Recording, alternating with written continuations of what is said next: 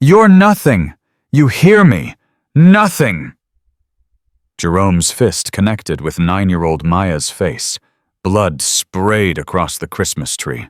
She hit the floor hard, and before she could breathe, his boot slammed into her ribs. "Daddy, please!"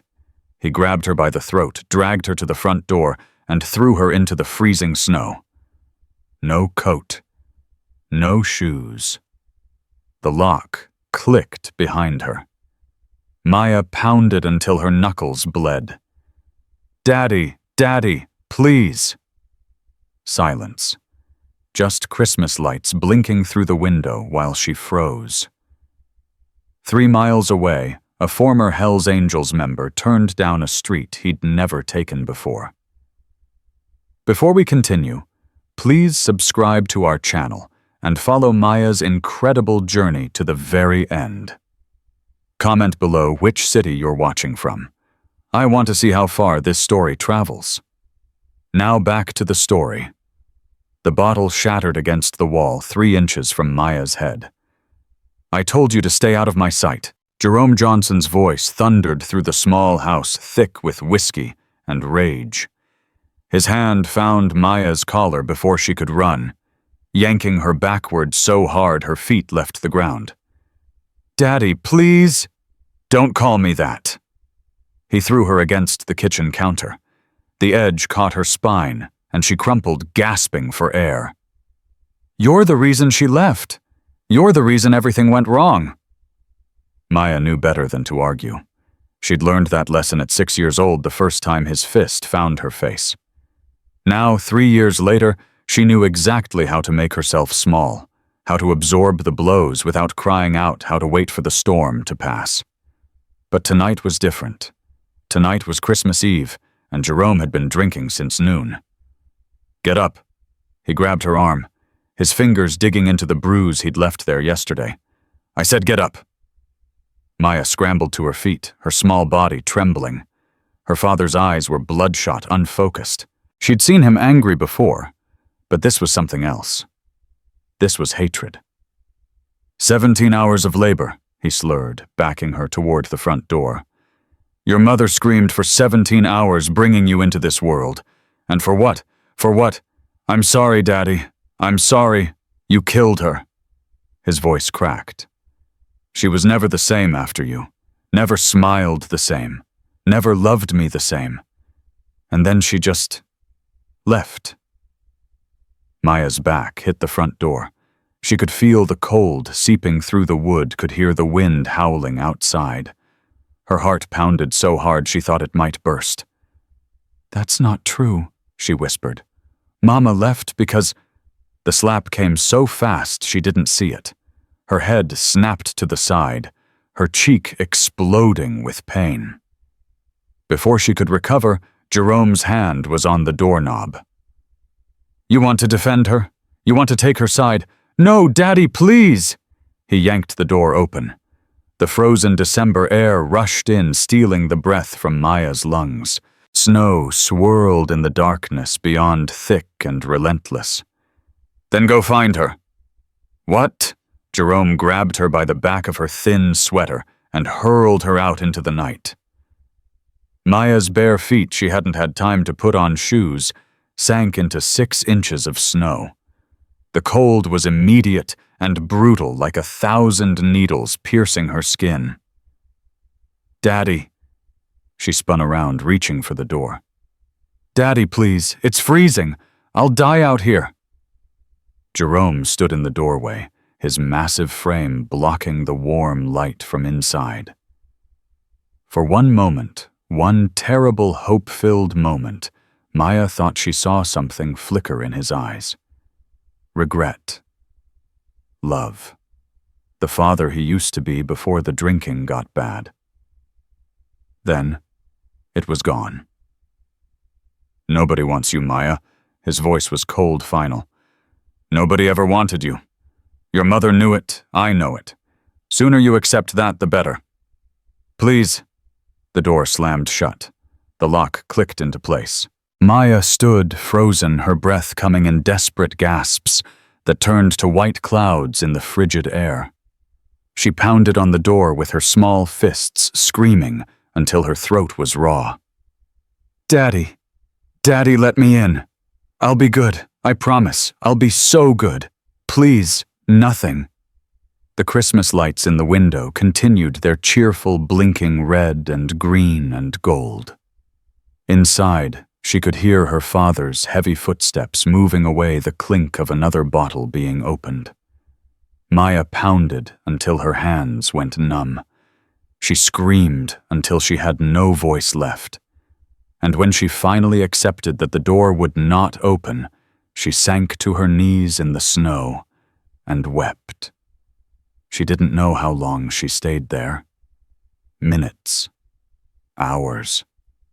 Time lost all meaning in the cold. Her tears froze on her cheeks. Her fingers turned white, then blue. Her thin sweater was soaked through, and she'd stopped shivering. Some distant part of her brain remembered that was a bad sign. Finally, survival instinct kicked in. She couldn't stay here. She would die if she stayed here. Maya pushed herself to her feet, swaying. Her legs felt like they belonged to someone else. She took one step, then another, moving away from the house that had never really been a home. The neighborhood was dark and quiet. Every window showed families gathered around Christmas trees, children playing with new toys, parents laughing over cups of hot cocoa. Maya pressed her face against one window, watching a mother embrace her daughter, stroking her hair, kissing her forehead. Her breath fogged the glass, and she pulled back quickly. She couldn't let them see her. Couldn't let anyone see her like this, beaten, frozen, abandoned. The shame was almost worse than the cold. She kept walking. Her feet had stopped hurting, which scared her more than the pain had. She couldn't feel her toes. Couldn't feel much of anything anymore. The world was becoming fuzzy around the edges. Sounds muffled colors dimming. Maya spotted the old oak tree at the end of Willow Street, its massive trunk providing some shelter from the wind. She stumbled toward it, her legs giving out just as she reached its base. She curled into a ball, pressing her back against the rough bark, and wrapped her arms around herself. "Please," she whispered to no one. "Please, somebody help me." But the street was empty. The snow kept falling. And Maya Johnson, 9 years old, prepared to die on Christmas Eve. 3 miles away, Marcus Steele Thompson sat in his parked truck engine, idling, staring at the photograph in his hands. Denise smiled back at him from the faded image, her hand resting on the handlebar of his old Harley. She'd been so beautiful, so full of life and hope, so sure that he could be better than what the Hells Angels had made him. She'd been wrong. Marcus's hands shook as he traced the edge of the photo. 20 years. 20 years of blood and violence and brotherhood that demanded everything and gave nothing back but nightmares. He'd done things that still woke him screaming in the night. Hurt people. Broken people. All in the name of loyalty to men who would have killed him without hesitation if the order came down. And Denise had paid the price for his weakness. "I'm sorry," he whispered to the photograph. "I should have gotten out when you asked me to. Should have been stronger." The memory hit him like it always did, sudden and merciless.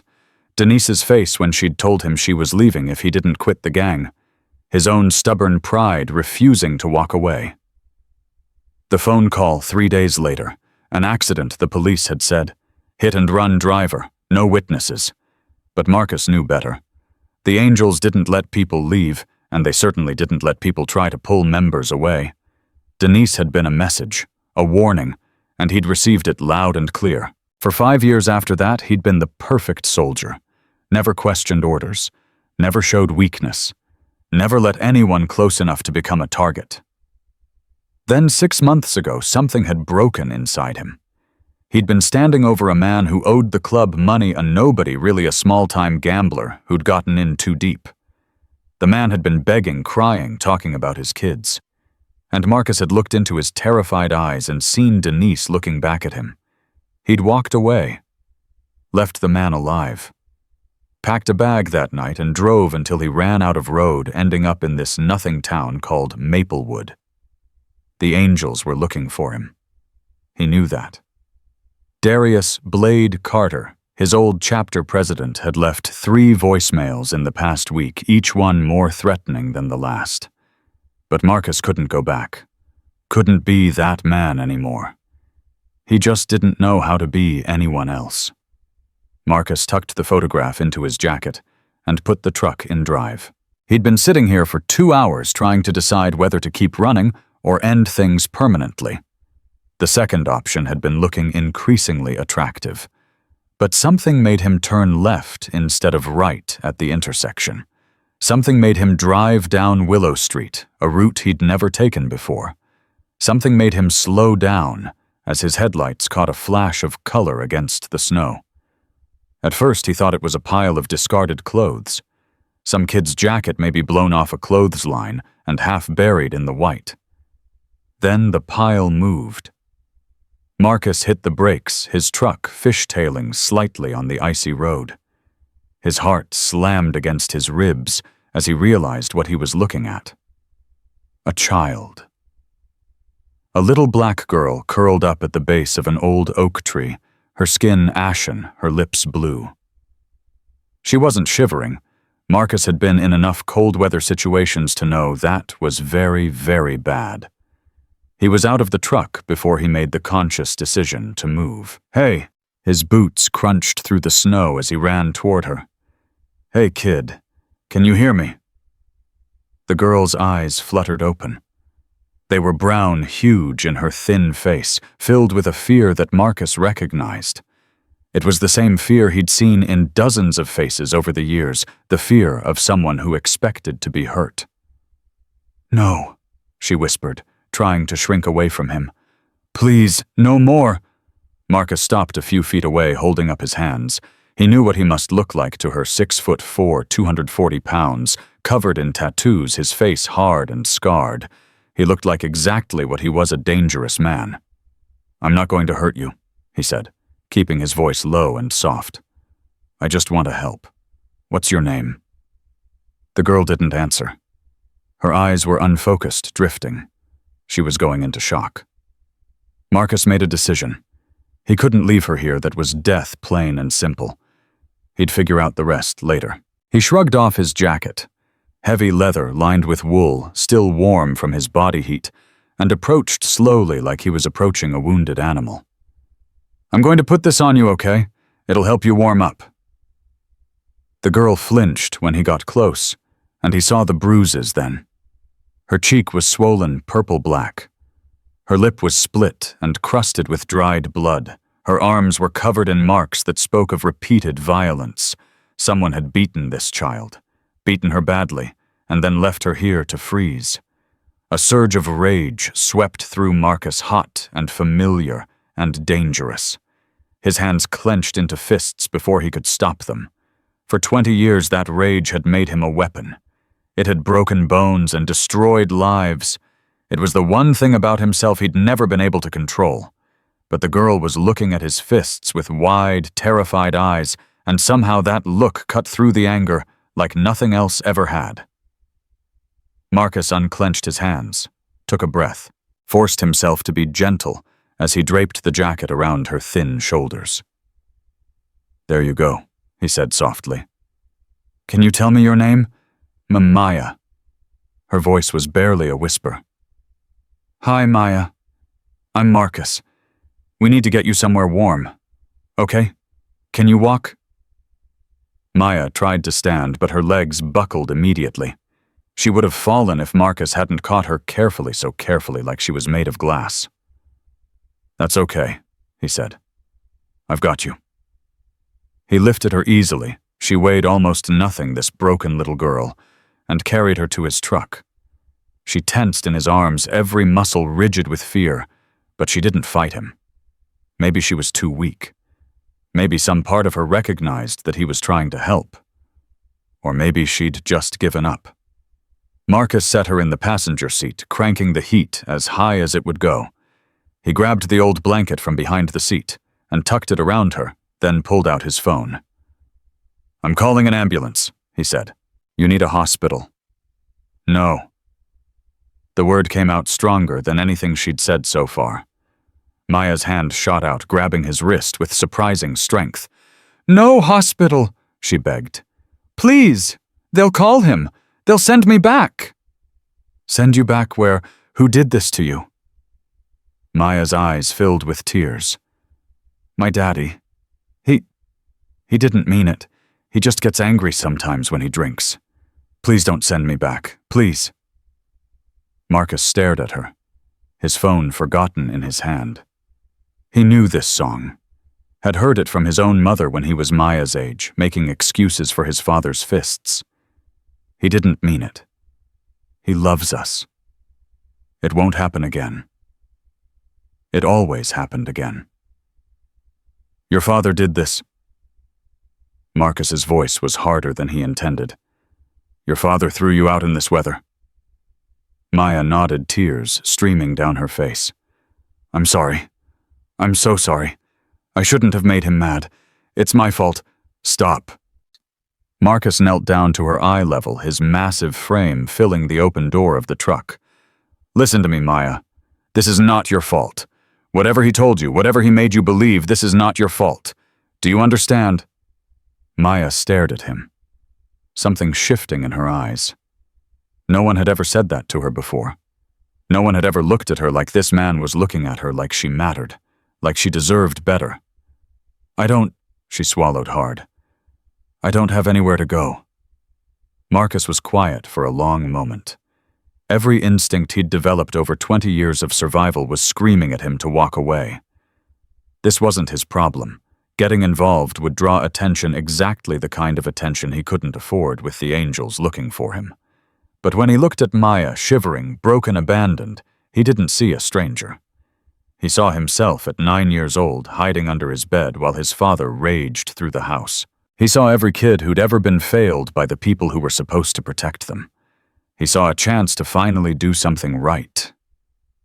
"You can stay with me tonight," he heard himself say. "Just until we figure something out. Okay?" Maya's eyes went wide. "Really?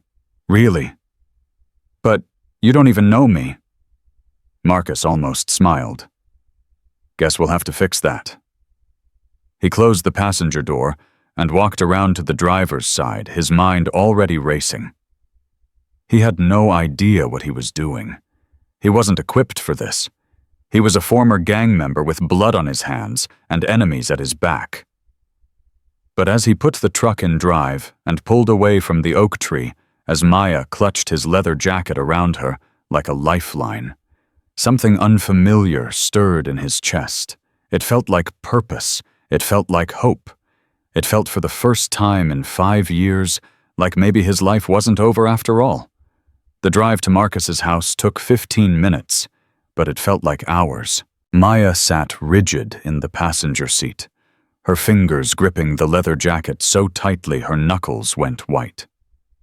Every few seconds her eyes would dart toward the door handle, calculating whether she could jump out if she needed to. Marcus noticed. Of course he did. Reading body language had kept him alive for 20 years. But he didn't say anything. Just kept his hands visible on the steering wheel and his movements slow and predictable.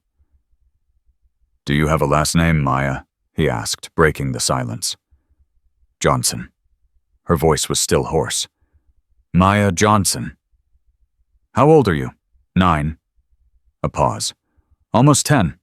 My birthday's in March." Marcus nodded, not pushing for more. She'd talk when she was ready. Or she wouldn't.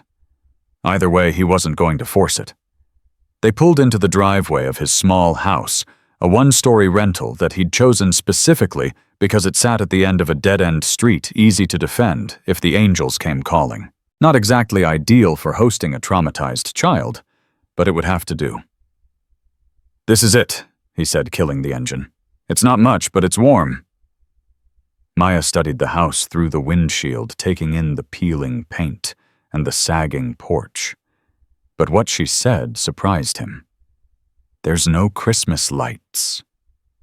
Marcus blinked. "What? Every other house has Christmas lights, but not yours." She looked at him with those old soul eyes. "Why not? Because I don't deserve to celebrate anything Marcus thought. Because the last Christmas I celebrated Denise was still alive." "Never got around to it," he said instead. "Come on, let's get you inside." He led her up the creaking porch steps, hyper-aware of how she flinched every time a board groaned under his weight. The key stuck in the lock, it always did, and then they were inside, and warmth was rushing over them like a blessing. Maya stood in the middle of his living room, dripping melted snow onto the worn carpet. Her eyes moved over everything: the second-hand furniture, the empty walls, the single lamp casting weak yellow light. "It's clean," she said, and there was wonder in her voice. "You sound surprised." "My daddy's house is never clean. There's always bottles everywhere. And the smell," she shuddered. Marcus felt that rage stir again, but he pushed it down. He crossed to the space heater in the corner and turned it up, then grabbed a thick blanket from the hall closet. "Sit down," he said, nodding toward the couch. "You need to get warm. I'll make some soup." Maya perched on the very edge of the couch, looking ready to bolt at any moment. But she wrapped the blanket around herself without being told twice, and some of the tension left her shoulders. In the kitchen, Marcus heated up a can of chicken noodle soup, his hands moving on autopilot while his mind raced. What the hell was he going to do?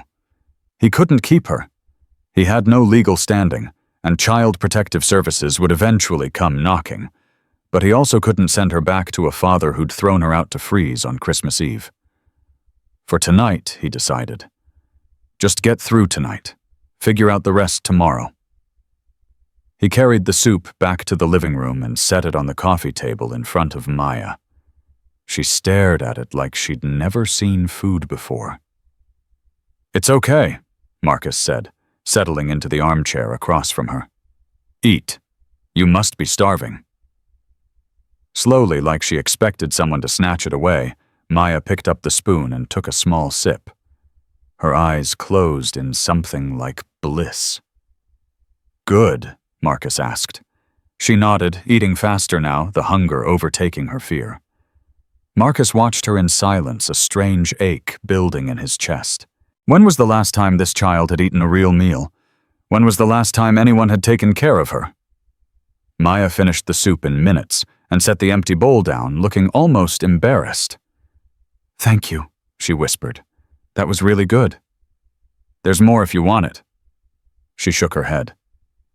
"I don't want to take too much. My daddy always said I eat too much, that I cost too much, that I'm a burden." Marcus leaned forward, his elbows on his knees. "Maya, look at me." She raised her eyes, hesitant. "Your father is wrong. About all of it. You're not a burden. You're a child, and children deserve to eat when they're hungry and be warm when they're cold. That's not asking too much. That's just basic human decency." Maya blinked, and a single tear slipped down her cheek. "Nobody ever talks to me like you do." "Like what?" "Like I matter." The words hit Marcus harder than any punch he'd ever taken. He thought about his own childhood, about the years of believing he was worthless, because that's what his father had told him. It had taken Denise to show him differently, and even then, he hadn't fully believed it until she was gone. "You do matter," he said, and he was surprised to find that he meant it. "Don't let anyone tell you otherwise." Maya wiped her eyes with the sleeve of his too-big jacket.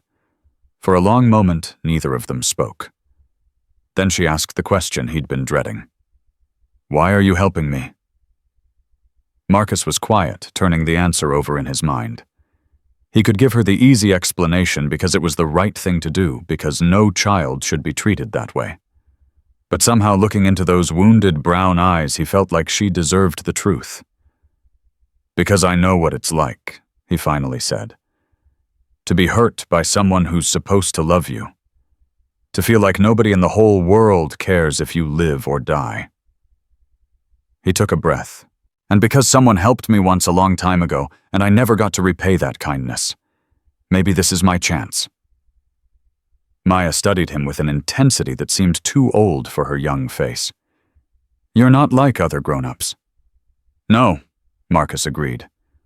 I'm really not. Are you a bad man? The question should have stung. Instead, Marcus found himself almost smiling. I was, for a long time, but I'm trying to be different. Why?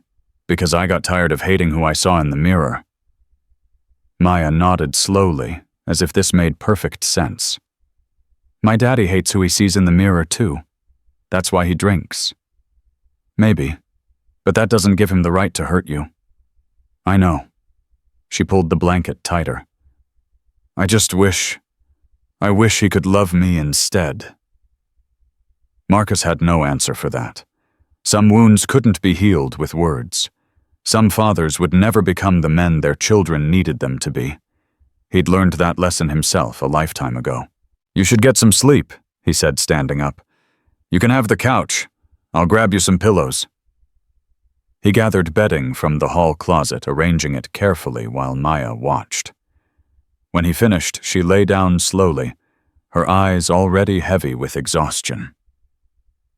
Marcus. Yeah. Thank you for finding me. He paused in the doorway, looking back at her. Get some rest, Maya. We'll figure everything out tomorrow. Promise. The word hung in the air between them. Marcus knew he shouldn't make promises he couldn't keep. But something about this girl, her courage, her resilience, the hope that somehow still flickered in her eyes despite everything, made him want to try. I promise.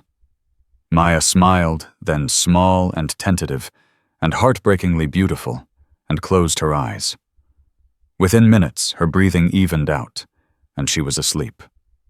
Marcus stood watching her for a long time, this broken little girl who'd somehow found her way to him on the coldest night of the year.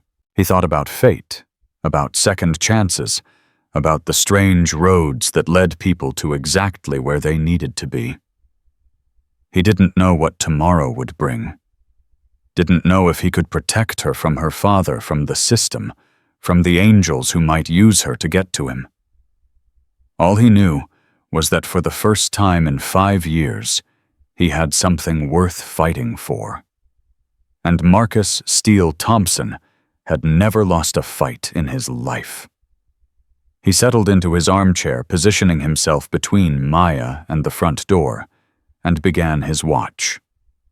Outside, the snow continued to fall, blanketing the world in white.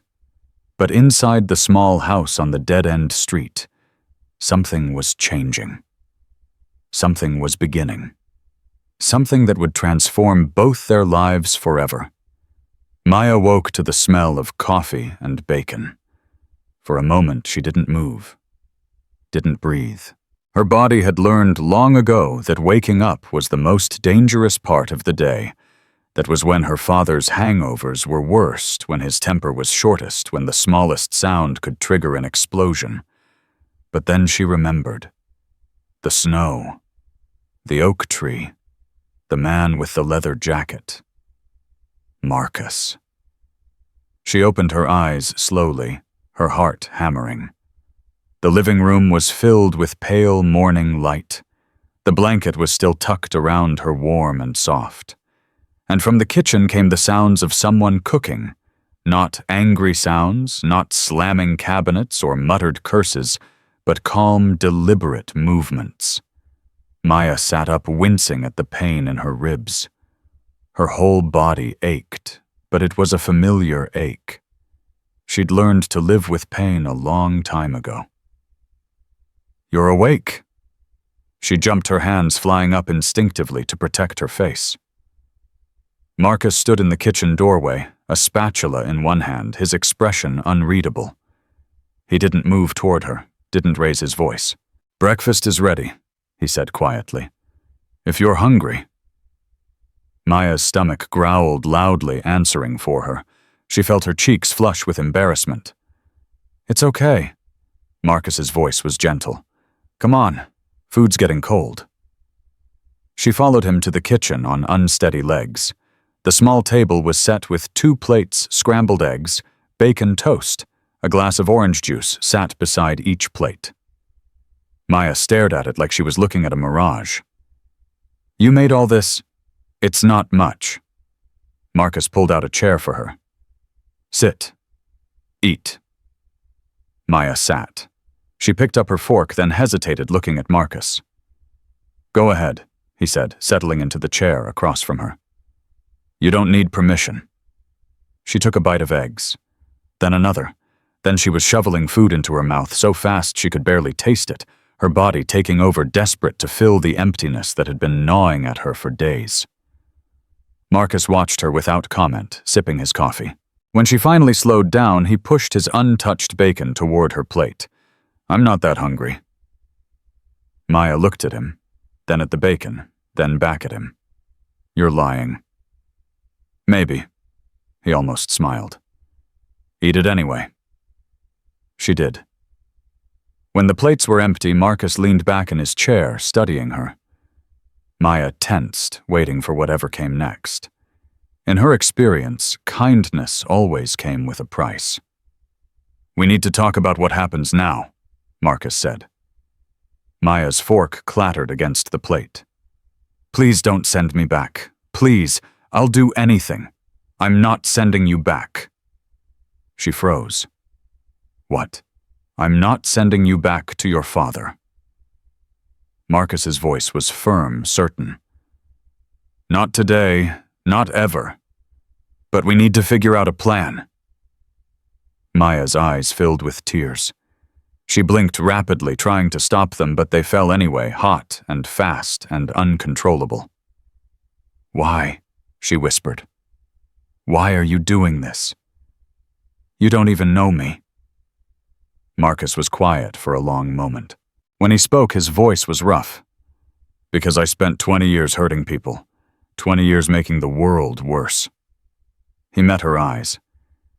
"Maybe it's time I tried making it better." Before Maya could respond, a phone rang. Marcus pulled it from his pocket, glanced at the screen, and his whole body went rigid. "Who is it?" Maya asked. Marcus didn't answer. He stared at the phone as it rang again, then again. Finally, he hit the answer button and raised it to his ear. "Blade." Maya watched his face change. The warmth that had been there moments ago disappeared, replaced by something hard and cold, something dangerous. "Yeah, I'm still in Maplewood." A pause. "That's not your business anymore." Another pause, longer this time. Marcus's jaw clenched so tight Maya could see the muscles jumping. "Don't threaten me, Darius.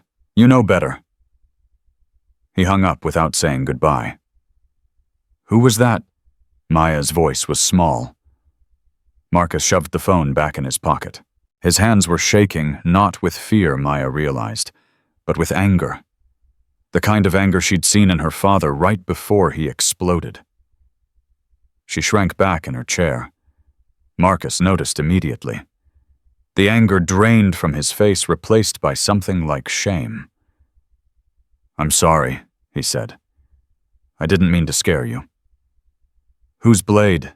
Marcus sighed, rubbing his hands over his face. "Someone from my past. Someone I hoped would stay there."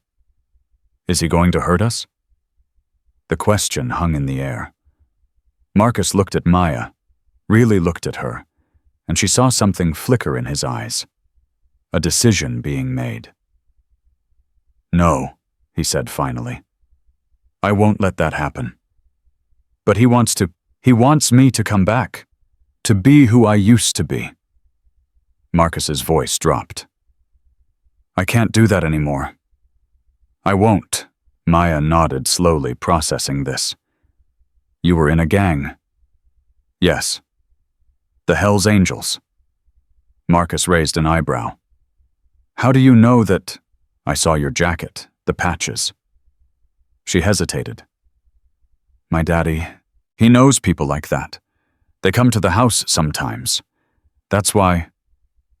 She trailed off, but Marcus understood. His expression darkened. Your father works with the angels. Maya nodded, fear creeping into her voice.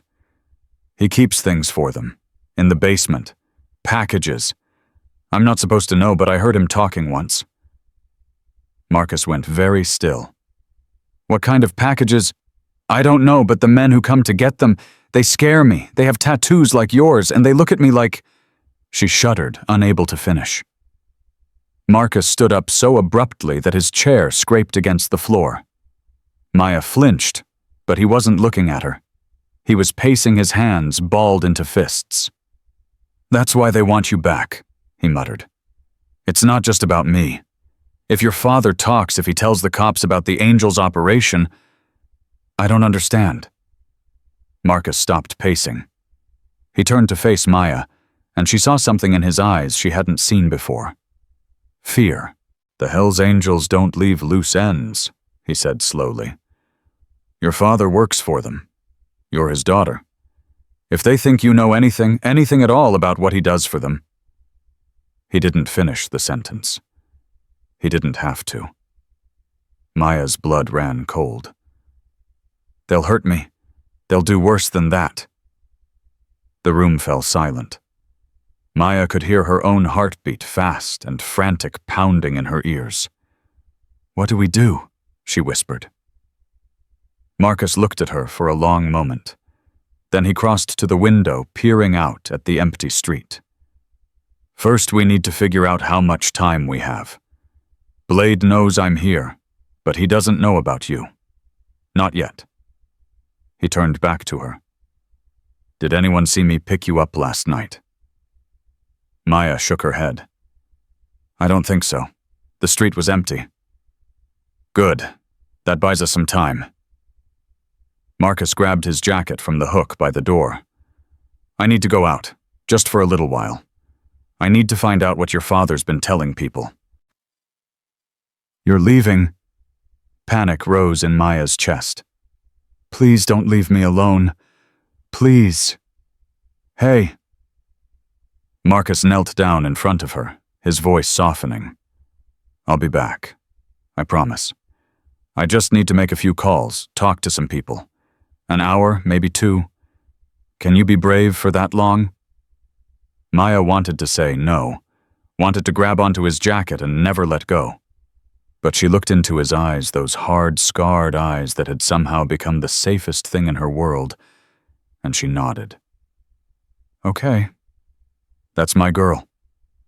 The words slipped out before Marcus could stop them.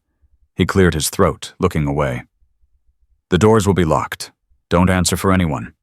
If something feels wrong, hide in the closet in my bedroom. There's a baseball bat in there. You know how to swing a bat? I think so. Good. Hopefully you won't need it. He stood up, pulling on his jacket. There's food in the fridge. Help yourself to whatever you want. I'll be back before you know it. He was at the door when Maya's voice stopped him. Marcus. He turned. Thank you, she said, for everything. Something shifted in Marcus's expression. Something that looked almost like pain. Don't thank me yet, kid. We're just getting started. Then he was gone, and Maya was alone. She stood in the middle of the living room, listening to his truck rumble away. The house felt different without him, bigger, emptier, full of shadows. She walked through the rooms, slowly trying to learn the space. The bathroom was small but clean. The bedroom was sparse, just a bed, a dresser, a closet. On the dresser, she found a framed photograph of a woman with kind eyes and a beautiful smile. Maya picked it up carefully. Who are you? She whispered. The woman didn't answer, but Maya felt something, a presence almost. Like whoever this woman was, she was still here somehow, still watching. She put the photo back exactly where she'd found it and continued her exploration. In the kitchen, she discovered that Marcus wasn't lying about the food. The The fridge was full milk, eggs, cheese, leftover soup. The cabinets held cereal, crackers, peanut butter. More food than Maya had seen in months. Her father usually spent the grocery money on whiskey. She grabbed a box of crackers and returned to the living room, settling onto the couch with the blanket wrapped around her. The TV remote was on the coffee table, but she didn't turn it on. Didn't want any noise that might mask the sound of someone approaching. Instead, she sat in the silence, eating crackers, and thinking about everything that had happened. 24 hours ago, she'd been lying in the snow, certain she was going to die. Now she was in a stranger's house, caught up in something she didn't fully understand. But for the first time in as long as she could remember, she didn't feel hopeless. Marcus had promised to protect her. And somehow, against all logic, Maya believed him. The knock came an hour later. Maya froze cracker halfway to her mouth. Her heart slammed against her ribs as the knock came again, 3 sharp raps. Then silence. Marcus wouldn't knock. He had keys. She slid off the couch without making a sound, her body moving on instinct. Hide. That's what Marcus had said. Hide in the closet. But before she could move, a voice called out, "Maya, Maya, honey, are you in there?" She knew that voice. Mrs. Patterson. The old lady who lived 3 houses down from her father. The only neighbor who'd ever been kind to her, who'd sometimes slipped her cookies when Jerome wasn't looking. "Maya, sweetie, I know you're scared, but I just want to help. Your daddy is worried sick about you." Maya's blood turned to ice. Her daddy wasn't worried. Her daddy had thrown her out to die. If Mrs. Patterson was here, it was because Jerome had sent her, because he wanted Maya back. She pressed herself against the wall, barely breathing. "The police are looking for you, honey. There's a nice man, a social worker, who just wants to make sure you're safe. If you come out now, everything will be okay." Lies. All lies. Maya crept toward Marcus's bedroom, her bare feet silent on the carpet. The closet door was slightly ajar. She slipped inside, pulling it closed behind her, and felt around in the darkness until her fingers closed around the baseball bat. She gripped it tight and waited. The knocking continued for another 5 minutes. Mrs. Patterson kept talking, her voice sweet and coaxing, but Maya didn't move, didn't make a sound. Finally, the knocking stopped. "All right, honey. I'll come back later. You think about what I said." Footsteps retreating. A car door slamming. An engine starting, then fading into the distance.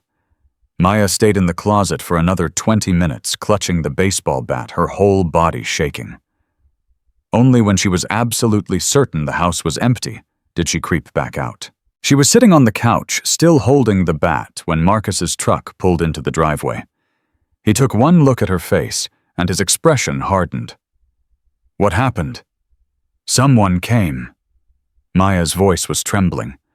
"Mrs. Patterson. She said the police are looking for me. She said my daddy is worried." Marcus's jaw tightened. "Did you open the door?" "No, I hid, like you said." "Good girl."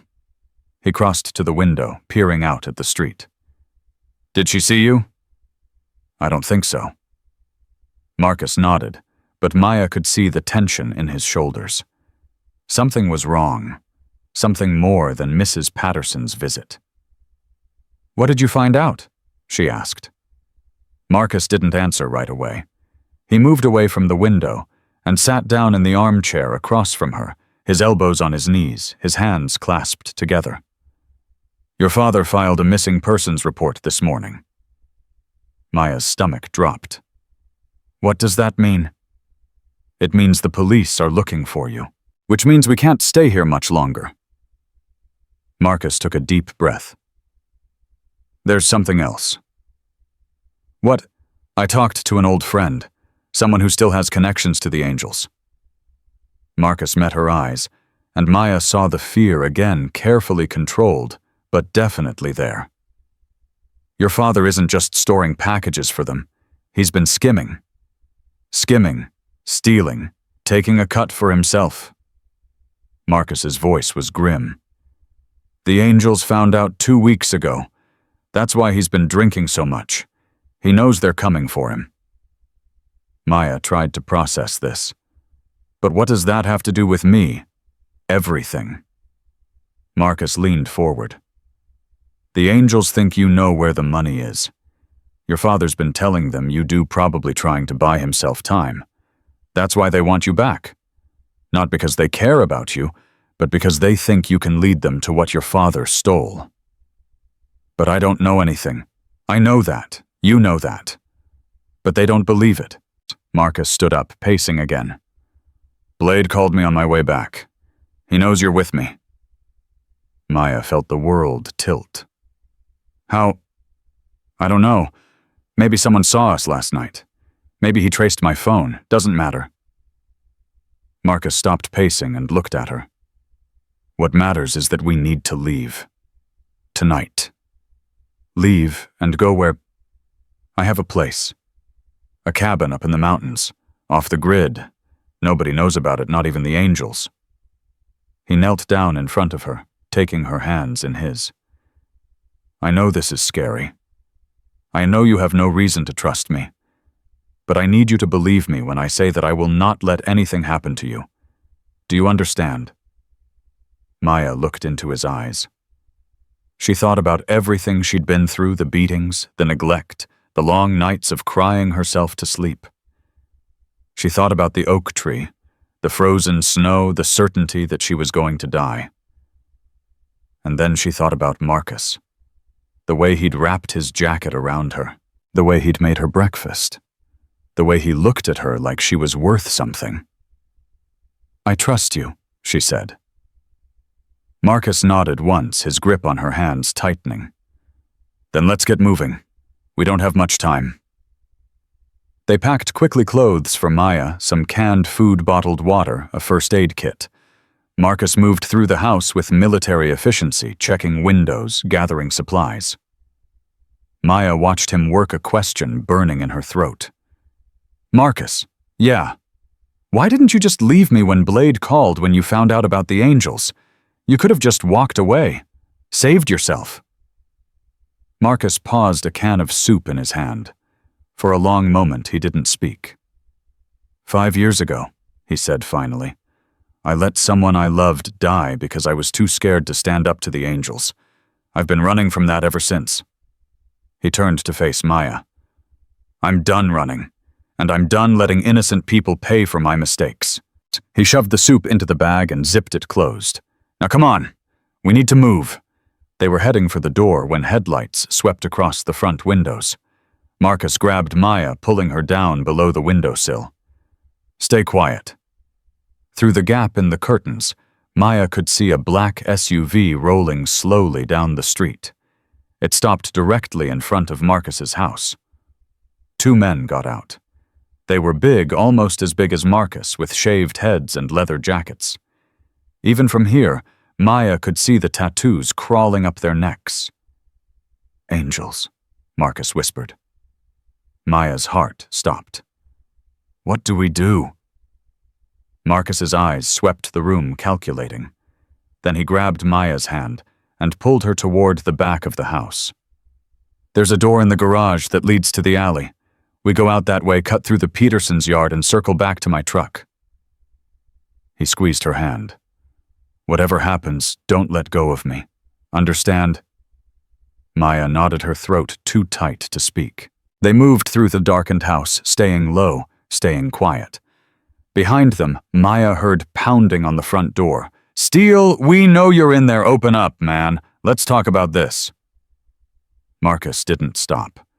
He led Maya through the kitchen, through a door she hadn't noticed before, into a cramped garage. His motorcycle sat in the corner, covered with a tarp. But he bypassed it, heading for a small door at the back. Steele. The front door crashed open. Maya bit down on her hand to keep from screaming. Marcus pulled her through the back door, out into the cold night air. Run, he whispered. They ran. Maya's lungs burned as she ran. Marcus's hand gripped hers like iron, pulling her through the darkness. Behind them, she could hear shouting doors, slamming heavy footsteps. "This way!" Marcus yanked her sideways through a gap in a wooden fence. Maya's shoulder scraped against the rough boards, but she didn't slow down. Couldn't slow down. The fear was a living thing inside her, pushing her forward, faster, faster. They cut through a backyard past a swing set over a low stone wall. Marcus moved like a shadow, his footsteps barely making a sound despite his size. Maya tried to match him, tried to be invisible. "There's my truck." Marcus pointed toward the street ahead. But before they could reach it, headlights flooded the alley. Marcus threw himself against the side of a shed, pulling Maya with him. She pressed her face into his chest, her heart pounding so hard she was sure the men in the SUV could hear it. The vehicle rolled past slowly. So slowly. Maya could see the silhouettes of two men inside their heads, turning, scanning. She stopped breathing. The SUV continued down the street, turned the corner, disappeared. "Now!" Marcus grabbed her hand again and they sprinted for the truck. He threw open the passenger door, lifted Maya inside, then ran around to the driver's side. The engine roared to life, and they were moving, tires squealing on the icy road. Maya twisted in her seat, looking through the back window. "Are they following us?" "Not yet." Marcus's eyes flicked to the rearview mirror. "But they will be." He turned onto the main road heading away from town. The speedometer climbed 50, 60, 70. Maya gripped the door handle, her knuckles white. "Where are we going?" "The cabin. It's about 4 hours north." Marcus checked the mirror again. "We'll have to take the back roads. Can't risk the highway." Maya nodded, even though her whole body was shaking. She'd never been 4 hours from Maplewood in her life. Had never really been anywhere. They drove in silence for 20 minutes, winding through dark country roads. Maya watched the trees flash past each mile, putting more distance between her and her father, between her and the men who wanted to hurt her. "Marcus, yeah, what happens if they find us?" His hands tightened on the steering wheel. "They won't." "But what if they do?" Marcus was quiet for a long moment. When he spoke, his voice was low and hard. "Then I'll stop them. Whatever it takes." Maya looked at him. Really looked at him. At the scars on his knuckles, the tension in his jaw, the cold determination in his eyes. She'd been scared of men like him her whole life. Men who looked like they could hurt you without thinking twice. But Marcus was different. She could feel it. "You've hurt people before," she said quietly. "Haven't you?" "Yes." "A lot of people." "Yes." "Do you feel bad about it?" Marcus let out a long breath. "Every single day?" Maya considered this. "My daddy doesn't feel bad about hurting me. I can see it in his eyes. It's like I'm not even real to him." "That's not about you," Marcus's voice softened. "That's about him. About the poison inside him that won't let him see what's right in front of his face. What's that? A kid who deserved a whole lot better than what she got." Maya felt tears prick her eyes, but she blinked them back. She'd cried enough. Too much. "Can I ask you something else?" "Go ahead." "The woman in the picture. On your dresser. Who was she?" Marcus's whole body went rigid.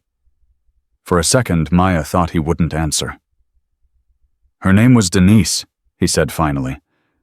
She was everything to me." "What happened to her?"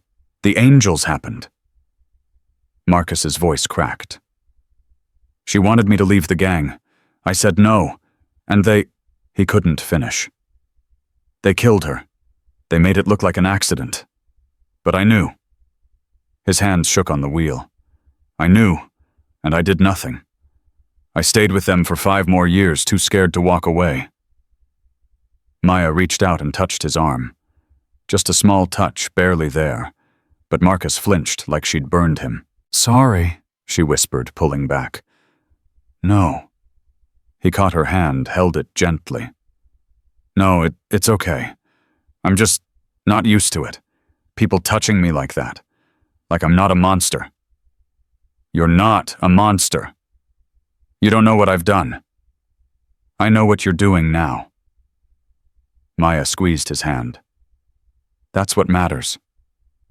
Marcus looked at her, and for a moment the hard mask slipped. She saw the man underneath, broken, lonely, desperate for redemption. Then his eyes flicked to the rearview mirror, and everything changed. "Hold on." "What? They found us." Maya spun around. Behind them, gaining fast, was the black SUV. Marcus floored the accelerator. The truck lurched forward, engine screaming. "Get down," he ordered. "Get on the floor and stay down." Maya scrambled off the seat, wedging herself into the space between the dashboard and the seat. Her whole body was trembling. "It's going to be okay," Marcus said, but his voice was tight. "I'm going to lose them." The truck swerved hard to the left, throwing Maya against the door. She heard the SUV's horn blaring behind them. Heard Marcus curse under his breath. "Come on, come on!" Another swerve, this time to the right. Tires squealed. Something metal scraped against something else metal. "Marcus, stay down!" The truck jumped like they'd gone over a bump or off the road entirely. Maya's stomach dropped. For one horrible second, she was airborne, weightless. Then they landed hard. Her teeth clacked together. Pain shot through her shoulder. But they were still moving. "Lost them." Marcus's voice was breathless. "The old logging road. They won't be able to follow with that SUV." Maya stayed on the floor, her heart racing. "Are you sure? For now." He reached down and helped her back into her seat. "You okay?" "I think so." She checked herself, scraped elbow, sore shoulder, but nothing serious. "Are you?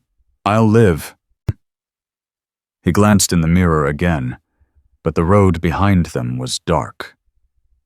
Empty. "We've got maybe an hour before they figure out where we went. We need to keep moving." They drove for another 2 hours, on roads that seemed to get narrower and rougher with every mile. Maya drifted in and out of sleep, her body exhausted, but her mind refusing to fully let go. Every time she closed her eyes, she saw the SUV, saw the men at Marcus's door, saw her father's fist coming toward her face. "You should try to rest," Marcus said gently. "I can't." "I know, but try anyway." Maya leaned her head against the cold window. "Marcus, yeah, what if this doesn't work? What if they find us at the cabin? Then we run again. And if they find us after that?" Marcus was quiet for a long moment. "Maya, I need you to listen to me. There might come a time when things look bad, really bad. And if that happens, I need you to run. Don't look back, don't wait for me, just run. I'm not leaving you." "You might have to." "No." Maya sat up straight, her voice fierce. "You didn't leave me in the snow. I'm not leaving you, ever."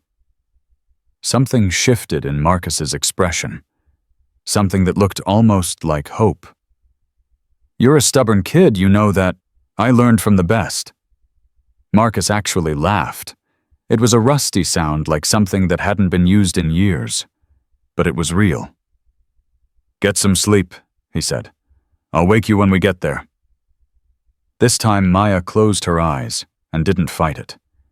The last thing she felt before sleep took her was Marcus's hand reaching over to tuck the jacket more tightly around her. She woke to the sound of a door closing. Maya sat up, disoriented. They were parked in front of a small wooden cabin surrounded by tall pine trees, Snow covered everything unmarked and pristine. They were alone.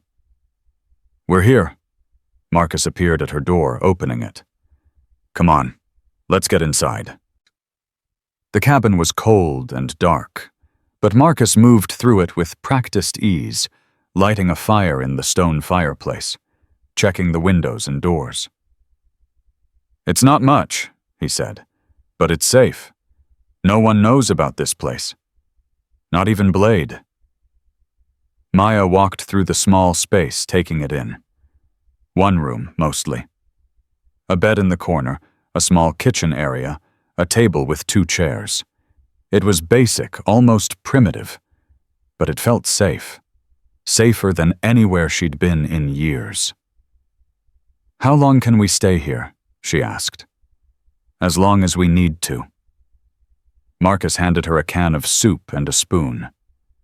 "Eat, then sleep. Tomorrow we'll figure out our next move." They ate in silence, sitting by the fire. Maya watched the flames dance, feeling the warmth slowly seep back into her bones. "Marcus, thank you for bringing me here, for everything." He looked at her across the fire, his scarred face essen and softened by the flickering light. "Get some sleep, kid."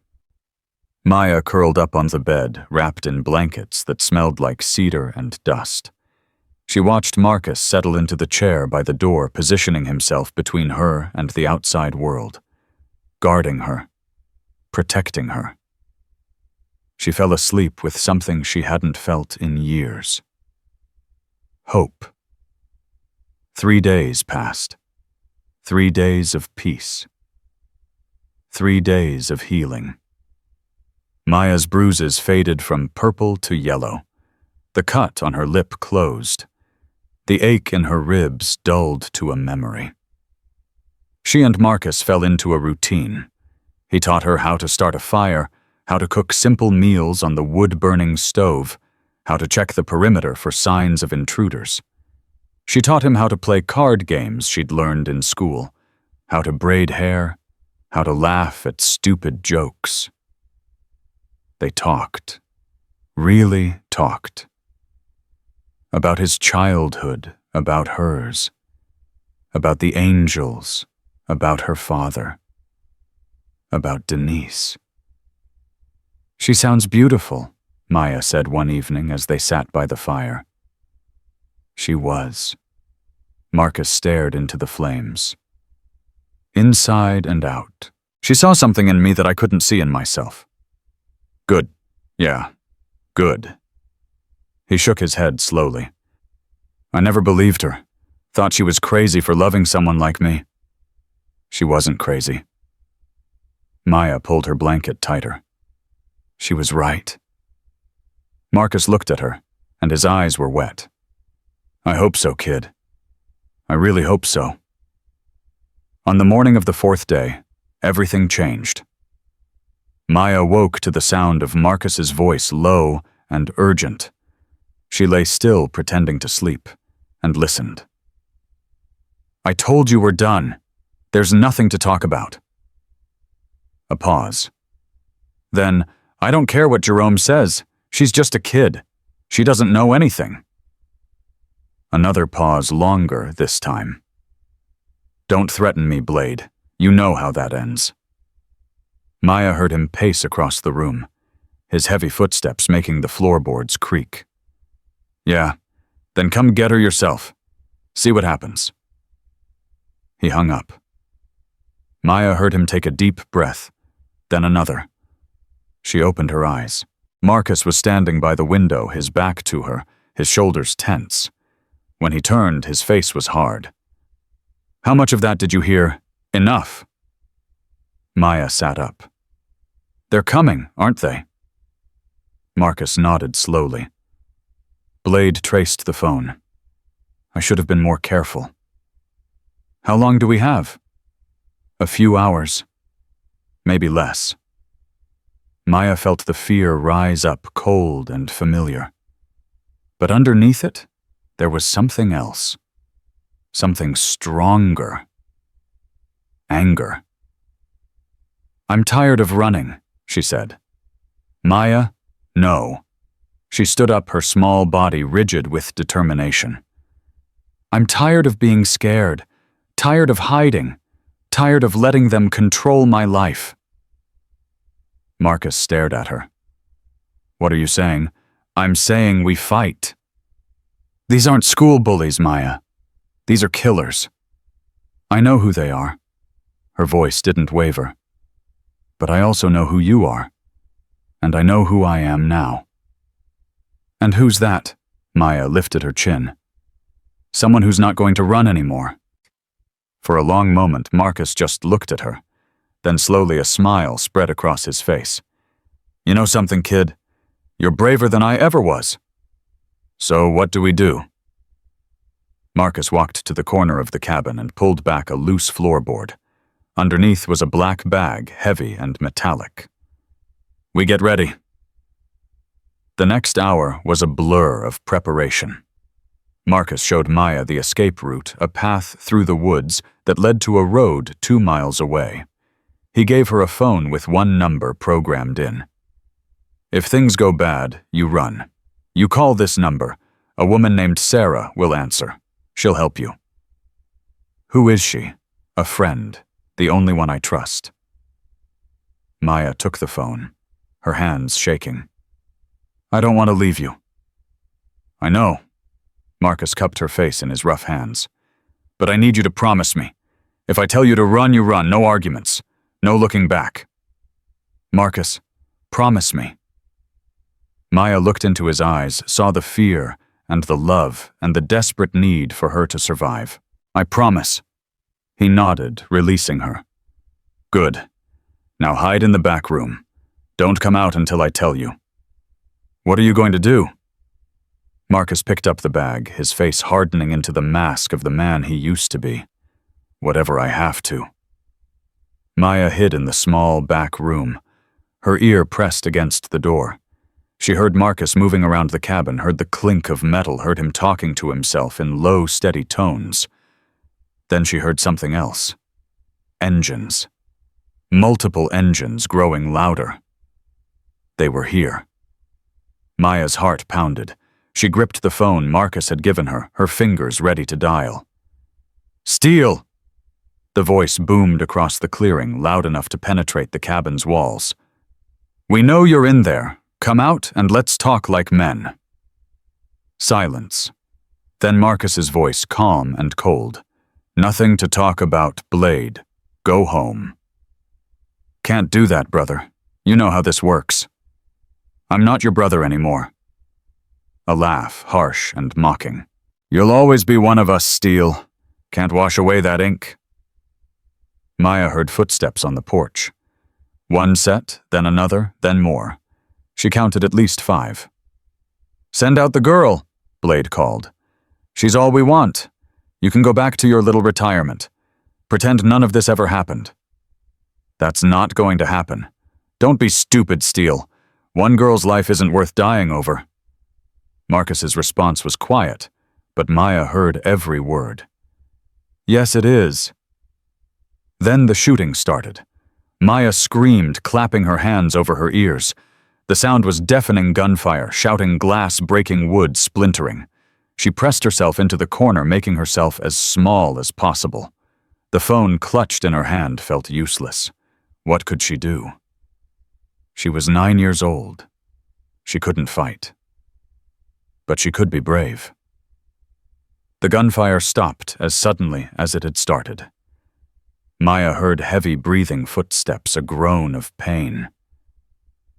Maya, Marcus's voice strained but alive. Maya, it's okay. You can come out.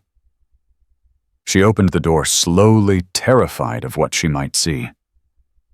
Marcus stood in the middle of the cabin, surrounded by destruction. Blood soaked his left arm, dripping onto the floor. But he was standing. He was alive. And at his feet lay 3 men, unconscious or worse. The others ran, he said, his voice tight with pain. But they'll be back. We have to go. Now.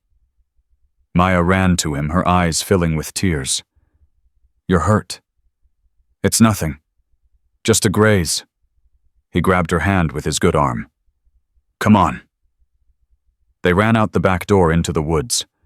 Maya didn't look back at the cabin, didn't look at the bodies on the floor.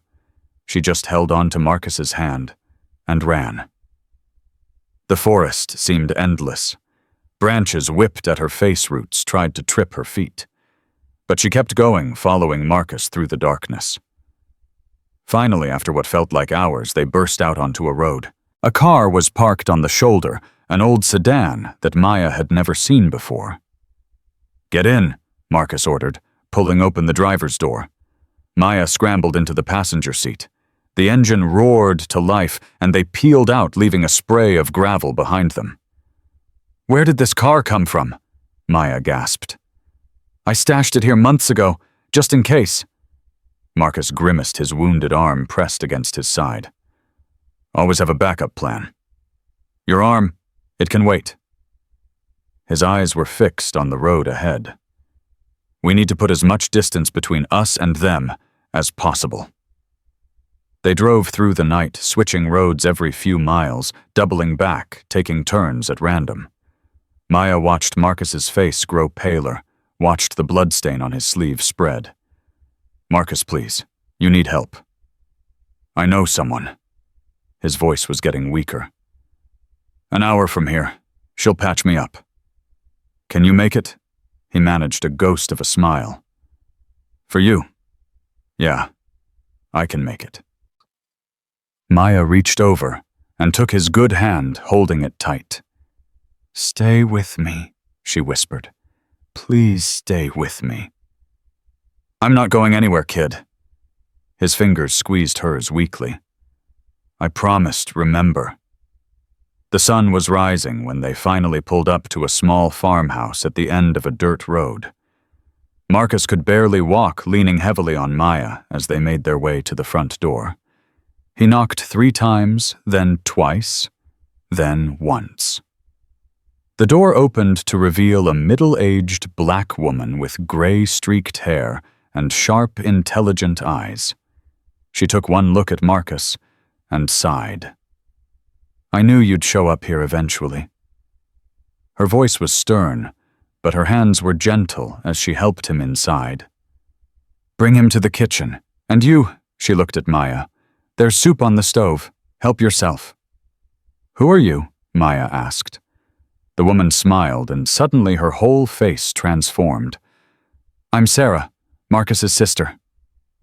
Maya stared at the woman. "Sister." "Half-sister," Sarah corrected, already guiding Marcus toward a chair. "Same mama, different daddies. Not that this fool ever bothered to mention me." Marcus groaned as she helped him sit. "Didn't want to drag you into my mess." "Too late for that." Sarah was already cutting away his sleeve, revealing a deep gash across his bicep. "This is going to need stitches. Maya, there's a black bag under the sink. Bring it here." Maya moved without thinking, her body responding to the authority in Sarah's voice. She found the bag and brought it back, watching as Sarah laid out supplies with practiced efficiency. "You a doctor?" Maya asked. "Nurse, 30 years in the ER." Sarah threaded a needle, her hands rock steady. "Seen worse than this. Much worse." She glanced at Marcus. "Though usually not on my own brother." Marcus hissed as she started stitching. "How'd you know I was coming?" "Didn't, but I've been watching the news. Heard about some trouble up in Maplewood. Missing girl, former gang member suspected of kidnapping." She raised an eyebrow. "Want to tell me what's really going on?" Marcus looked at Maya. She nodded. "Her father's connected to the Angels," Marcus said through gritted teeth. "He was hurting her. Threw her out in the snow on Christmas Eve. I found her." Sarah's hands paused for just a moment. Then she continued, stitching her face unreadable. "And the Angels want her back. Think she knows where her father hid some money he stole from them." "Does she?" "No." Sarah tied off the last stitch and started wrapping the wound. "So you've got the Hells Angels after you, the police looking for her, and you thought coming here was a good idea. I didn't have anywhere else to go. Sarah sighed, but there was no real anger in it. You never do. She finished bandaging his arm and turned to Maya, her expression softening. When's the last time you ate baby? Maya tried to remember. Yesterday maybe there was some crackers. Lord have mercy. Sarah stood up, shaking her head. Sit down, both of you. I'm making breakfast. Maya watched Sarah move around the kitchen, pulling out eggs and bread and butter. It reminded her of watching Marcus cook that same calm competence, that same underlying care. She's nice, Maya whispered to Marcus. She's terrifying, he whispered back. Always has been. I heard that. Sarah cracked eggs into a pan without looking up. And you're right, so don't forget it. Despite everything, the fear, the exhaustion, the wound still throbbing in Marcus's arm, Maya felt something loosen in her chest. Something that felt almost like safety. They ate in silence, all three of them, too hungry and too tired for conversation. When the plates were empty, Sarah leaned back in her chair and fixed Marcus with a hard stare. What's your plan? I don't have one. That's obvious. So let me ask you this. What do you want best case scenario? Marcus looked at Maya. Really looked at her. And when he spoke, his voice was rough with emotion. I want her to be safe. I want her to have a real life. A real family. He swallowed hard. I want to be the person she deserves. Sarah was quiet for a long moment. Then she turned to Maya. And what do you want, baby? Maya didn't hesitate. I want to stay with Marcus. Even after everything, the running, the fighting, the danger. He saved my life, Maya's voice was fierce. He's the only person who ever made me feel like I mattered. I'm not leaving him. Sarah looked between them, something shifting in her expression. You know this won't be easy. The angels don't give up. And the law. I know, Marcus said. But I'm done running. Done hiding. He reached out and took Maya's hand. Whatever comes, we face it together. Sarah nodded slowly. Then we need a plan, a real one. She stood up and walked to a cabinet in the corner, pulling out a thick folder. She dropped it on the table in front of Marcus. What's this? Everything I've collected over the years. Names, dates, transactions. Enough to put half the Angels' leadership in prison. Marcus stared at her. How? You think I didn't know what you were into? What they made you do? Sarah's voice cracked. I've been building this case for 15 years, Marcus, waiting for the right moment, waiting for you to finally walk away. Marcus opened the folder, his hands shaking. Page after page of evidence photographs, bank records, witness statements. This could destroy them, he breathed. That's the idea. Sarah sat back down. But it only works if we do it right. We need to go to the FBI. Make a deal. Your testimony plus this evidence in exchange for protection. For both of you. Maya's heart raced. Would that really work? It's our best shot. Sarah looked at Marcus. But it means coming clean about everything. Everything you did. Everything you know. Marcus was quiet for a long time, staring at the folder. Maya could see the war playing out on his face, the fear, the shame, the desperate hope. Finally, he looked up. I'll do it. For Maya. Sarah nodded. I'll make some calls. We'll need to move fast before the Angels figure out where you are. She left the room, pulling out her phone. Maya and Marcus sat in silence, the weight of everything pressing down on them. Are you scared? Maya asked quietly. Terrified, Marcus admitted. But not of the Angels. Not anymore. Then what? He turned to face her, his eyes wet. I'm scared of letting you down, of not being good enough, of failing you the way I failed Denise. Maya reached out and took his hand. You could never fail me. You don't know that. Yes, I do. She squeezed his fingers. Because you're already the best thing that ever happened to me. Marcus blinked, and a tear rolled down his scarred cheek. He didn't wipe it away. I don't deserve you, kid. Too bad. You're stuck with me. For the first time in days, Marcus laughed, really laughed. And Maya laughed with him, the sound filling the small kitchen like music. That's when Sarah came back, her face grim. We have a problem. Marcus was on his feet instantly. What? Jerome, Maya's father. Sarah held up her phone. He's dead. They found his body an hour ago. Maya felt the world tilt. What? Shot twice in the chest. The angels, they must have decided he was a liability. Maya waited for the grief to hit. Waited for the tears, the devastation. It didn't come. All she felt was empty. And maybe underneath that, the faintest whisper of relief. Maya. Marcus knelt in front of her, his hands on her shoulders. Are you okay? I don't know. Her voice sounded strange, distant. He was my daddy. I should be sad. Why aren't I sad? Because he hurt you. For years.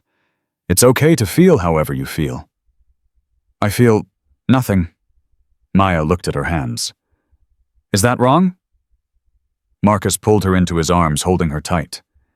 No, baby, it's not wrong. It's just how it is. Sarah watched them, her expression soft. There's more. Marcus looked up. What? The angels are claiming you did it. Put out the word that you killed Jerome to keep him quiet. There's a bounty on your head now. $50,000. Maya felt Marcus's arms tighten around her. How long do we have? Not long. Every lowlife in 3 states will be looking for you. Sarah grabbed her keys from the counter. We need to move, now.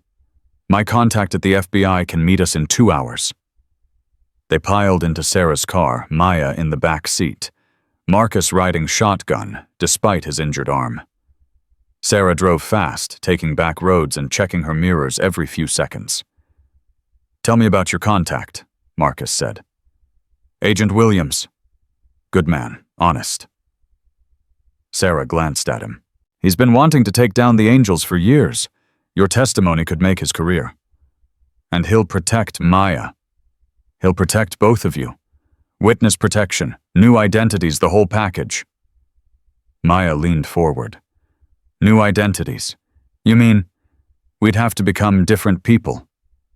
It's the only way to be safe. Sarah's voice was gentle. You'd have new names, new home, new life. The angels would never find you. Maya sat back, processing this. A new name. A new life. It sounded like a dream, the kind she used to have before she stopped believing in dreams. But something nagged at her. Would we be together? She asked. Me and Marcus? Sarah and Marcus exchanged a look. That's complicated, Sarah said carefully.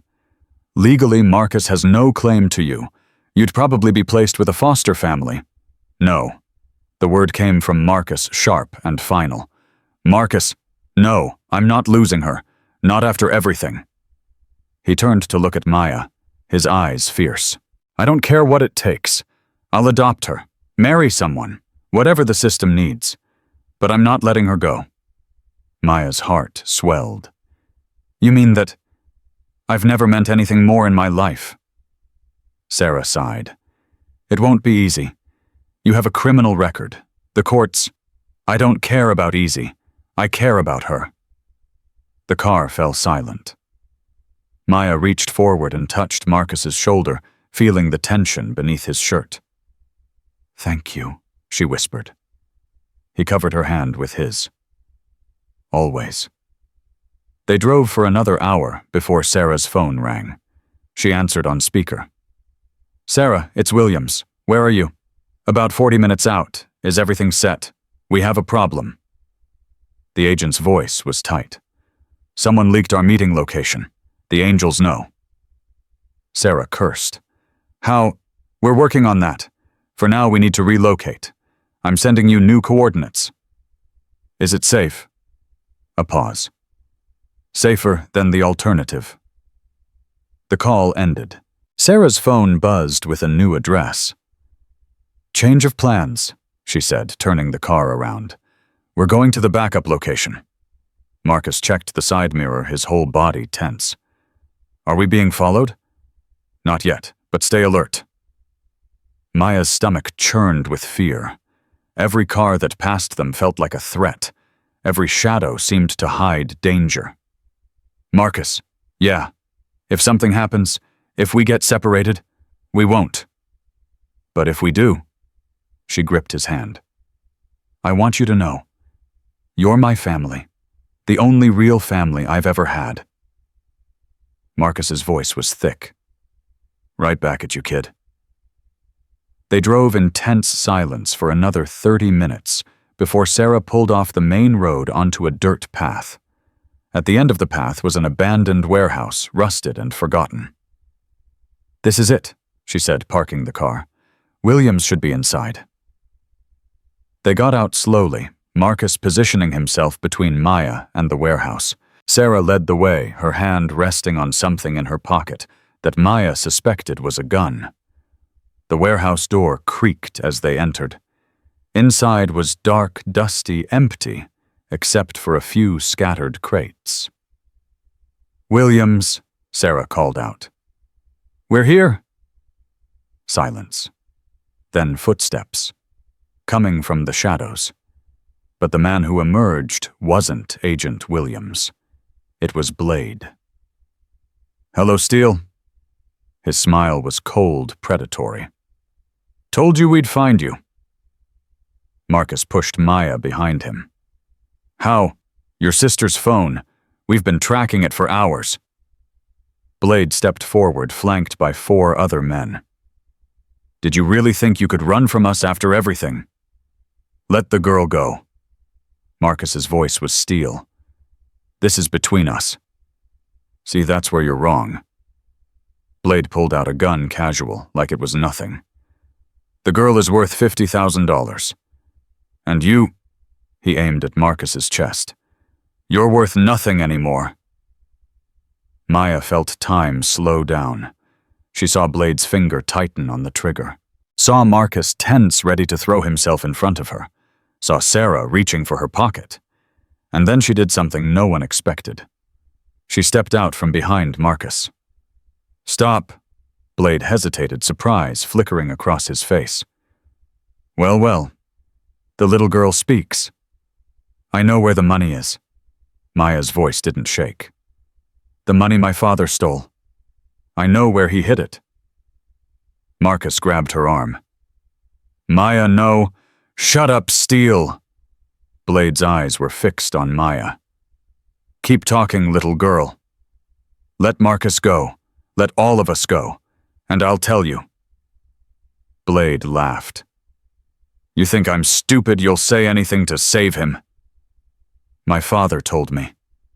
Maya forced herself to meet Blade's eyes. The night before he threw me out. He was drunk and scared. He told me everything, where the money was, how much, all of it. He said if anything happened to him, I should use it to get away. The warehouse went quiet. Blade studied her, calculating. And you're just going to give that up for him?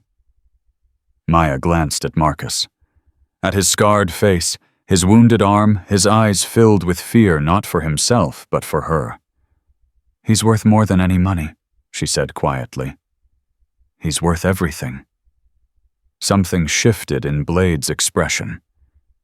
Not mercy men like him didn't have mercy, but maybe respect. The money. Where is it? There's a storage unit in Detroit, number 247. The key is hidden in my father's house under the floorboard in the bathroom. Blade lowered his gun slightly. If you're lying, I'm not. Maya lifted her chin. Check it yourself. Just let us go. A long, tense moment passed. Blade looked at his men, then back at Maya. You've got guts, kid. More than your old man ever did. He gestured to his men to lower their weapons. Get out of here, all of you, before I change my mind."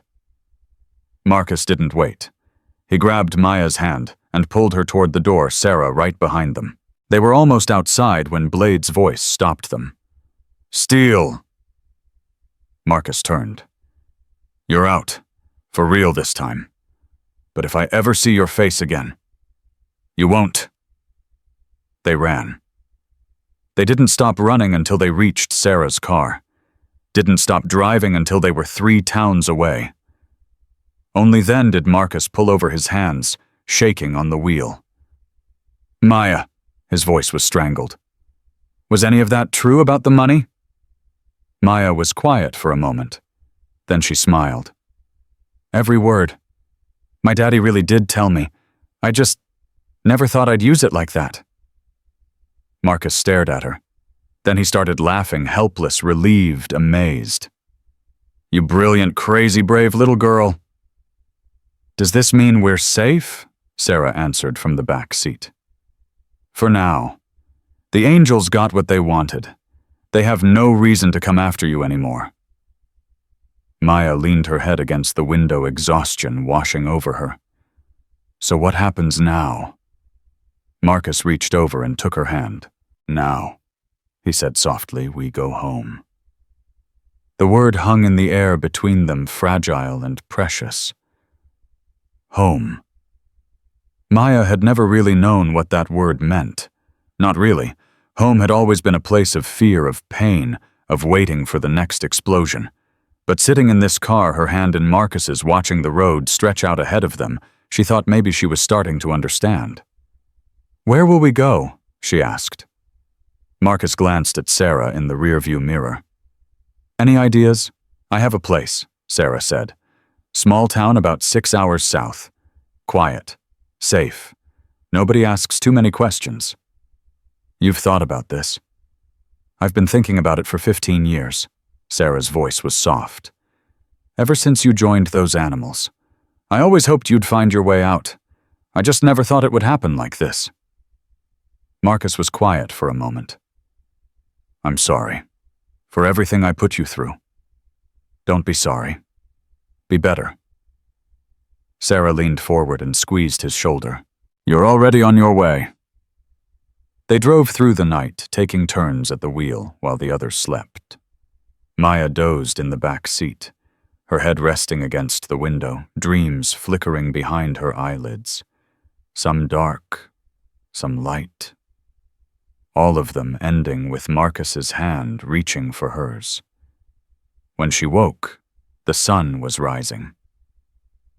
"Almost there," Marcus said, catching her eye in the mirror. Maya sat up, rubbing the sleep from her face. They were on a country road now, fields stretching out on either side, everything golden in the morning light. "It's beautiful," she whispered. "Wait till you see the house." Sarah smiled. "It's nothing fancy, but it's got good bones, and a big backyard, perfect for a kid." Maya's heart clenched. A backyard. She'd never had a backyard. They pulled up to a small white house at the end of a gravel driveway. It looked old but well-maintained, with a wraparound porch and flower boxes in the windows. A tire swing hung from a massive oak tree in the front yard. "This is it," Sarah said. "Welcome home." Maya got out of the car slowly, her legs stiff from the long drive. She walked toward the house in a daze, taking in every detail. The creaky front steps, the screen door that needed oiling, the faded welcome mat that said, "Bless this mess." "What do you think?" Marcus came up beside her, his voice uncertain. Maya didn't answer. Instead, she threw her arms around him, burying her face in his chest. "Thank you," she whispered. "Thank you, thank you, thank you." Marcus held her tight, his chin resting on top of her head. "You're welcome, kid. You're so welcome." The first few weeks were hard. Maya woke up screaming most nights, her father's face chasing her through her dreams. Marcus was always there, sitting on the edge of her bed, holding her hand, until the shaking stopped. "I'm sorry," she would say every time. "I'm sorry I keep waking you up." "Don't ever apologize for that." His voice was firm. "I'm here. I'll always be here." She started seeing a therapist, a kind woman named Dr. Ellis, who let Maya talk or not talk whatever she needed. Some sessions, Maya just sat in silence. Others, the words poured out of her like water from a broken dam. "She's making progress," Dr. Ellis told Marcus after a month. "Real progress. That girl is stronger than she knows." "I know," Marcus said. "She's the strongest person I've ever met." School was another challenge. Maya hadn't been in a classroom in months, and even before that, her attendance had been spotty at best. The other kids looked at her with curiosity, whispering about the new girl with the sad eyes and the scary-looking guardian. But Maya didn't care about the whispers. She threw herself into her studies, determined to catch up to prove that she was more than her past. "You don't have to push yourself so hard," Marcus told her one evening, watching her struggle through a math worksheet. "It's okay to take your time." "I want to be smart." Maya didn't look up from her paper. "I want to be something. Somebody." "You already are somebody." She finally looked at him, her eyes bright with unshed tears. "Nobody ever told me that before. Not until you." Marcus pulled up a chair beside her. "Let me see that worksheet. Maybe we can figure it out together." They sat there for hours, heads bent over fractions and decimals, and Maya realized that this ordinary moment, this simple struggle, was what happiness felt like. 3 months after they arrived, Sarah sat them both down in the kitchen. "There's something we need to discuss," she said, her voice serious. Maya's stomach dropped. "What's wrong?" "Nothing's wrong." Sarah smiled, reaching into her bag. "Actually, something's very right." She pulled out a thick envelope and slid it across the table to Marcus. He opened it slowly, his hands trembling. Maya watched his face as he read, saw his eyes go wide, saw his jaw drop. "What is it?" she demanded. "Marcus, what does it say?" He couldn't speak, just handed her the paper. Maya read it once, then again, then a third time, because surely she was seeing things. Surely this wasn't real. "Petition for adoption," she whispered. "Approved." The judge signed off this morning. Sarah was crying now, tears streaming down her face. "Marcus, you're officially Maya's legal guardian, and in 6 months, if everything goes well, you'll be her father." Maya looked at Marcus. He looked at her. And then they were both crying, holding each other, laughing and sobbing at the same time. "Is this real?" Maya kept asking. "Is this really happening?" "It's real, baby." Marcus's voice broke. "It's really happening." Sarah wrapped her arms around both of them, and for a long moment they just held each other. 3 broken people who had somehow found their way to something whole. 6 months passed faster than Maya thought possible. She turned 10 in March, surrounded by people who loved her. Sarah baked a cake lopsided and too sweet, but perfect. Marcus gave her a silver locket with a picture of the 3 of them inside. "So you never forget," he said. "No matter where you go, no matter what happens, you're never alone anymore." Maya wore that locket every single day. School got easier. She made friends a girl named Tamika, who loved books as much as she did a boy named Devon, who could make her laugh until her stomach hurt. She joined the art club, discovered she had a talent for drawing, started filling sketchbooks with pictures of everything around her. And every evening she came home to Marcus. They had their routines now. Homework before dinner. Walks around the neighborhood after. Stories before bed, sometimes books, sometimes Marcus's memories of growing up, sometimes Maya's dreams for the future. "What do you want to be?" Marcus asked her one night as they sat on the porch watching the stars come out. "A doctor, maybe, or a teacher." Maya pulled her knees to her chest. "Someone who helps people, like you helped me." You're going to be amazing at whatever you choose. You think so? I know so. Maya leaned her head against his shoulder. What about you? What do you want to be? Marcus was quiet for a long moment. Honestly, I just want to be the dad you deserve. You already are. The adoption was finalized on a Tuesday in September. Maya stood in the courtroom, her hands shaking, her heart pounding. Marcus stood beside her, looking uncomfortable in the suit Sarah had forced him into. The judge, an older black woman with kind eyes and silver hair, reviewed the paperwork one last time. Mr. Thompson, she said, do you understand the responsibilities you're taking on today? Yes, Your Honor. And you're prepared to provide for this child, to protect her, to love her as your own. Marcus looked at Maya. His eyes were wet. I've been doing that since the day I found her, he said. The only difference now is it'll be official. The judge smiled. Then by the power vested in me by the state of Georgia, I hereby approve this petition for adoption. Maya Johnson is now legally and permanently Maya Thompson. Maya Thompson. The name rang in her ears like music. She turned to Marcus, to her father, and threw herself into his arms. Thank you, she sobbed. Thank you, Daddy. It was the first time she'd called him that. The word felt strange on her tongue, but also right, so incredibly right. Marcus held her tight, his whole body shaking with silent sobs. I love you, baby girl. I love you so much. I love you too, Daddy. I love you too. That night, they celebrated. Sarah made fried chicken and mac and cheese, Maya's favorites.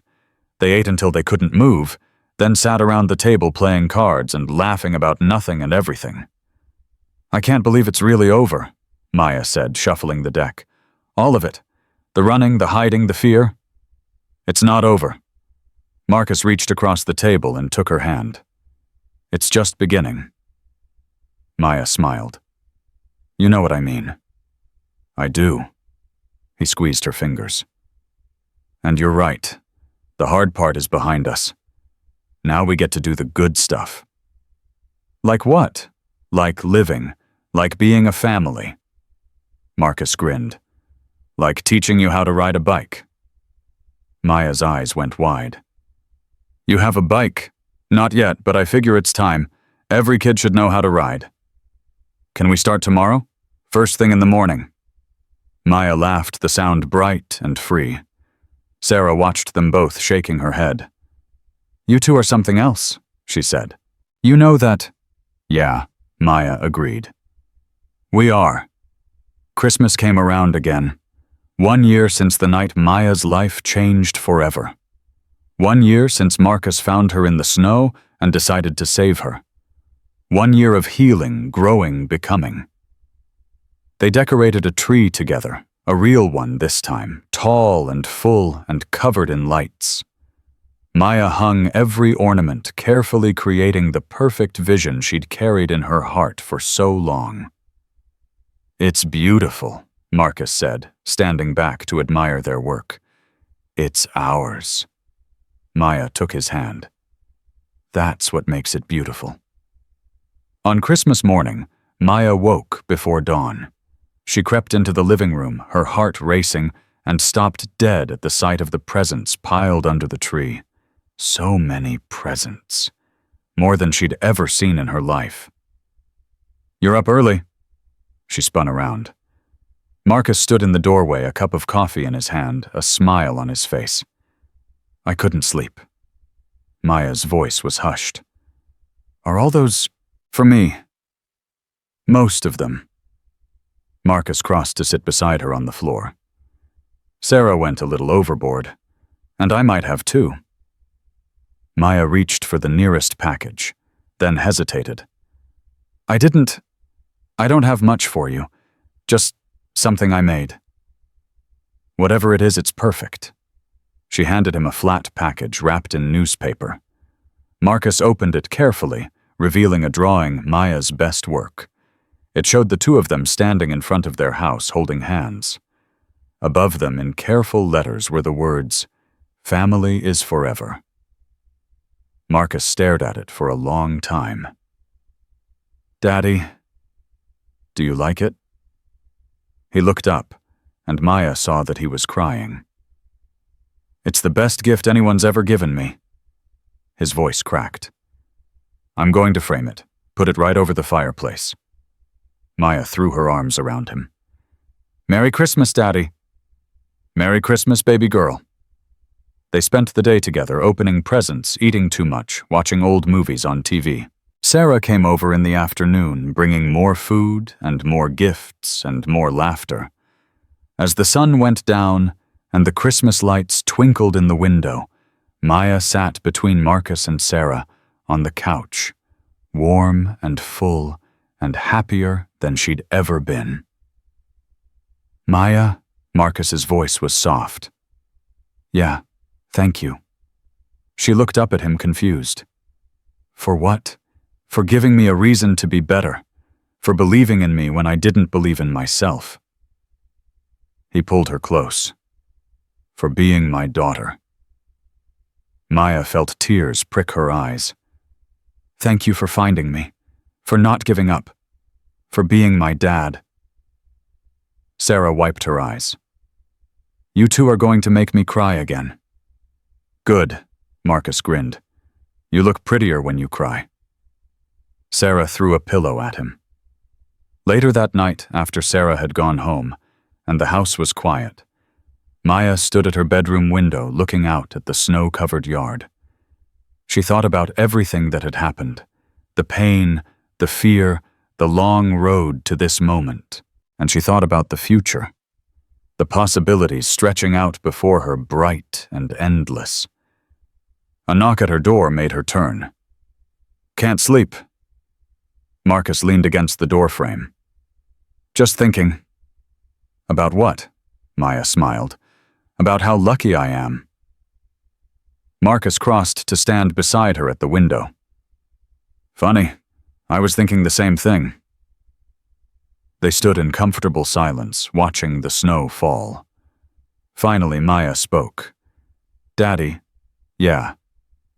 I used to think I was cursed, that something was wrong with me, something that made people hurt me and leave me." She took a shaky breath. "I don't think that anymore. No, no." She looked up at him, her eyes shining. "Now I think maybe I was just waiting for you to find me." Marcus put his arm around her shoulders, pulling her close. "Maybe we were waiting for each other," he said softly. Maya leaned into him, feeling his strength, his warmth, his love. For the first time in her life, she wasn't afraid of tomorrow, wasn't afraid of anything, because she wasn't alone anymore. She had a father who loved her, a home that was truly hers, a future full of hope and promise. She had everything she'd ever wanted. And as the snow continued to fall, and the Christmas lights glowed in the darkness, Maya Thompson, daughter of Marcus Thompson, survivor, fighter, dreamer, knew with absolute certainty that this was just the beginning. The best was yet to come. Because family isn't about blood. Family is about who stays. Family is about who fights for you. Family is about who loves you when you think you're unlovable. And Maya had finally found hers. This wasn't just a happy ending. This was a new beginning for both of them. A broken man who found redemption in the eyes of a child. A wounded girl who found safety in the arms of a stranger. Two lost souls who found each other on the coldest night of the year. And together they built something beautiful from the ashes of their pain. They built a family. They built a home. They built a life worth living. And that in the end is the greatest miracle of all. Not the grand gestures or the dramatic rescues, but the quiet moments, the everyday love, the simple act of showing up again and again for the people who matter. Marcus showed up for Maya when no one else would. Maya showed up for Marcus when he'd given up on himself, and together they proved that it's never too late to start over, never too late to change, never too late to love. Because in the end, that's what family means. Not perfection, just presence, just love, just home. And Maya Thompson was finally, blessedly, eternally home.